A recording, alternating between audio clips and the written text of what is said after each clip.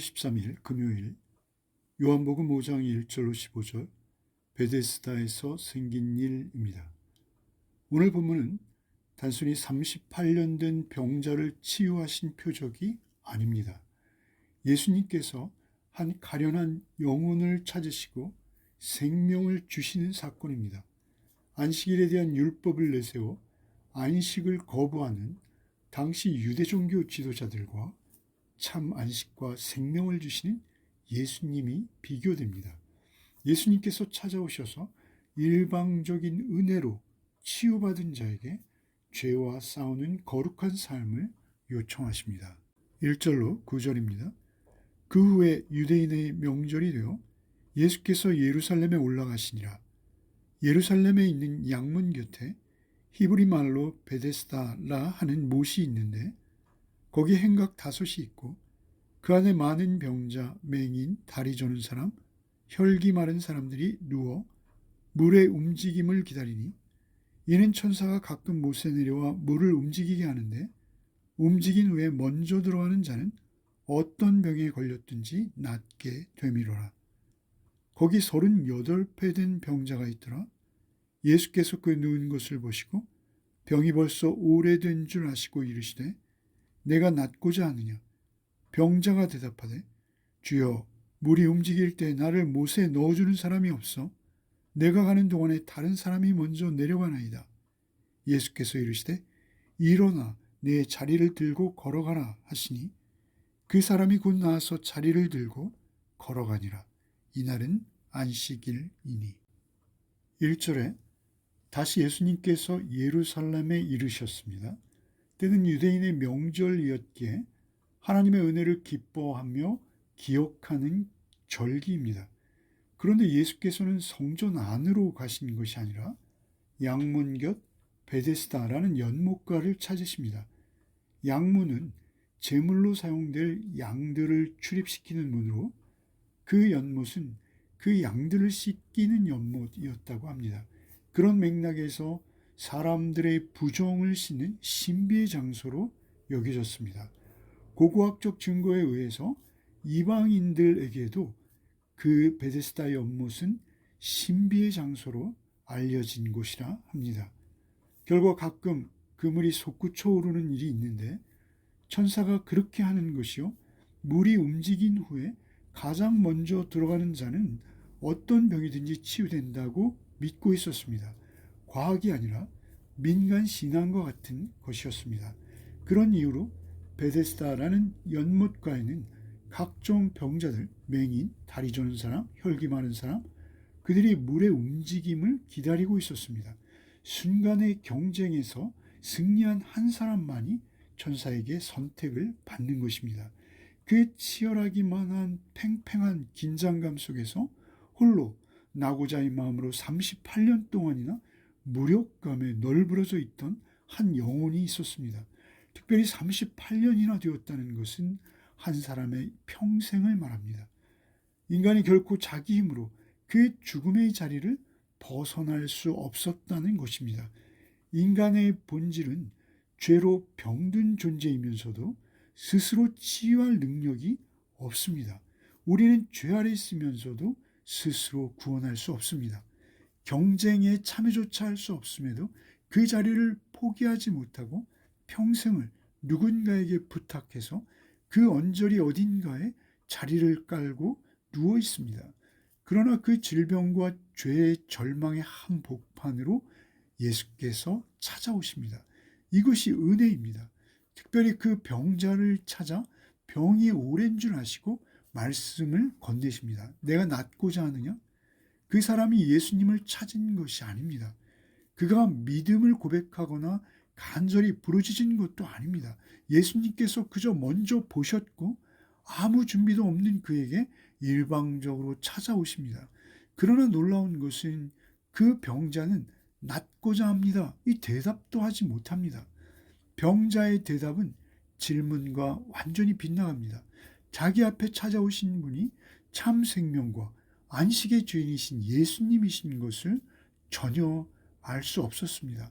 물이 움직일 때 나를 넣어줄 자가 없습니다. 그는 물과 도와줄 사람에게만 관심이 있습니다. 그는 조건과 방법만을 말하고 있습니다. 인간은 고통 중에서도 여전히 환경만 바뀌면, 힘 있는 사람이 나를 좀 도와주기만 하면, 그 시스템이 공정하기만 하면 등등 이유들을 만들어내면서 자기 연민에 빠져 남을 탓하고 주위의 환경을 불공평하다라고 말합니다. 베데스다 연못의 이름의 뜻은 자비의 연못입니다. 그러나 자비는커녕 먼저 들어가는 사람, 더 빠르고 더 유리한 조건을 가진 사람만 치유되는 구조입니다. 은혜라기보다는 율법 아래 인간의 현실과 비슷합니다. 누가 더 빨리, 누가 더 잘, 누가 더 의롭느냐의 세계입니다. 그때 주님의 은혜가 그에게 임합니다. 일어나 내 자리를 들고 걸어가라. 놀랍게도 그는 일어섰고 자기가 깔고 있던 이부자리를 들었으며 자기의 두 발로 걷기 시작합니다. 주님의 말씀 자체가 능력이요. 창조시의 말씀과 같이 그 명령 안에, 그 말씀 안에는 실행할 수 있는 능력도 담겨 있습니다. 말씀에는 죄와 죽음의 권세를 뚫는 창조의 능력이 있습니다.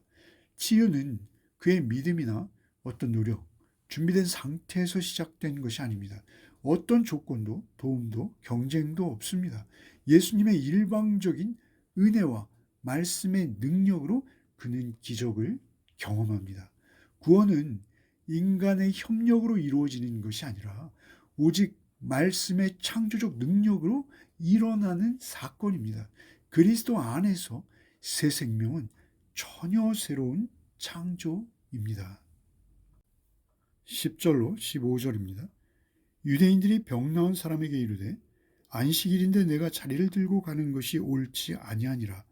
대답하되 나를 낫게 한 그가 자리를 들고 걸어가라 하더라 하니 그들이 묻되 너에게 자리를 들고 걸어가라 한 사람이 누구냐 하되 고침을 받은 사람은 그가 누구인지 알지 못하니 이는 거기 사람이 많으므로 예수께서 이미 피하셨음이라. 그 후에 예수께서 성전에서 그 사람을 만나 이르시되 보라 내가 나았으니 더 심한 것이 생기지 않게 다시는 죄를 범하지 말라 하시니 그 사람이 유대인들에게 가서 자기를 고친 이는 예수라 하니라. 놀랍게도 병이 나은 사람을 본 유대인들의 첫 반응은 기쁨이나 감사가 아닙니다. 오히려 시비를 걸고 있습니다. 안식일의 율법을 어겼다는 트집입니다. 비난과 함께 안식일에 자리를 들고 걸었다는 사실 자체만을 문제 삼습니다. 죄와 죽음의 포로에서 자유를 얻어 안식을 얻은 이 사건보다 자신들이 정한 율법의 해석이 더 중요한 것이죠. 38년이나 고통 속에 지냈던 자의 치유는 전혀 관심도 없습니다. 율법도 엄격히 생명을 위해서 존재하지만 그들에게는 생명보다 율법이 위에 있습니다. 그들은 안식일을 어긴 그가 누구냐고 묻지만 치유받은 자는 자신을 치유하신 분이 누군지도 모르고 있습니다. 은혜를 받았으나 인격적 만남은 아직 깊지 못합니다. 예수님께서는 물러나셨다가 다시 그 치유받은 자를 찾아오십니다. 보라, 내가 나았으니 더 심한 것이 생기지 않게 다시는 죄를 범하지 말라. 이 말씀은 모든 병의 원인이 죄라는 뜻은 아닙니다. 그러나 분명한 것은 인간의 가장 근본적인 문제는 죄라는 사실입니다. 그가 몸이 치유된 것보다 더욱 중요한 것, 그것은 하나님과의 관계 회복입니다. 예수님께서는 단순히 걷게 하시는 분이 아니라 죄에서 자유하게 하시는 분이십니다. 그래서 이렇게 말씀하시는 것입니다. 그는 죄와 구별된 거룩의 삶을 쫓는 삶을 살 때 하나님과 더욱 깊은 교제를 경험할 수 있습니다. 그는 자신을 낫게 하신 분이 예수님이신 것을 알고 곧 유대인들에게 알립니다. 이 행위를 반드시 배신으로 단정할 수는 없습니다. 다만 그는 아직 여전히 예수님을 깊이 이해하지는 못한 상태입니다. 치유는 받았지만 예수께서 자신의 모든 죄를 대속하시는 십자가의 주님이시요 부활의 주님이신 것을 알지 못합니다. 은혜를 경험했지만 아직 십자가를 아는 믿음으로 나아가지 못했습니다. 오늘 본문에서 베데스다는 율법 아래 있는 세상의 구조 아래 있는 인류를 상징합니다. 베데스다는 소망처럼 보이지만 실제는 경쟁과 좌절의 구조입니다. 그러나 예수께서는 오직 은혜로 우리를 찾아오십니다. 스스로 일어설 수 없는 베데스다의 병자 같은 우리를 무조건 택하시고 찾아오셔서 말씀을 들려주십니다. 구원은 인간 쪽에서의 어떤 조건이나 행위가 아니라 오직 말씀의 능력입니다. 이 사건은 우리의 죄를 씻기시는 십자가를 예고합니다. 예수님께서 십자가에서 우리의 죄를 씻기시고 구원해 내셨습니다. 그 은혜로 찾아오신 주님께서는 말씀하십니다. 일어나라. 기독교는 물가에서 기다리는 종교가 결코 아닙니다. 기독교는 말씀으로 일으키시는 하나님의 은혜를 믿는 믿음입니다. 기도하겠습니다. 베데스다 연못가에 누워있던 한 사람처럼 스스로 일어설 수 없는 우리를 찾아오신 주께 감사를 드립니다. 우리는 은혜를 구한다 하면서도 여전히 조건을 따지며 환경을 탓하는 자들이었음을 주 앞에 고백합니다. 그럼에도 우리를 먼저 보시고 찾아오셔서 말씀으로 일으키시고 오직 주의 생명의 음성을 오늘도 들려주심에 감사를 드립니다. 육신의 문제 해결에 머물지 않게 하시고 오직 죄를 떠나 하나님과 깊은 교제로 나가는 오늘 하루가 되게 하여 주시옵소서. 형식에 머무는 신앙이 아니라 생명 주신 것을 기뻐하며 주님을 인격적으로 아는 믿음으로 우리를 인도하여 주시옵소서. 오늘도 우리를 향해 일어나라 말씀하시는 주의 음성에 순종하게 하시고 받은 은혜를 삶으로 증거하는 하루를 살게 하여 주시옵소서. 예수 그리스도 이름 받들어 기도드리옵나이다. 아멘.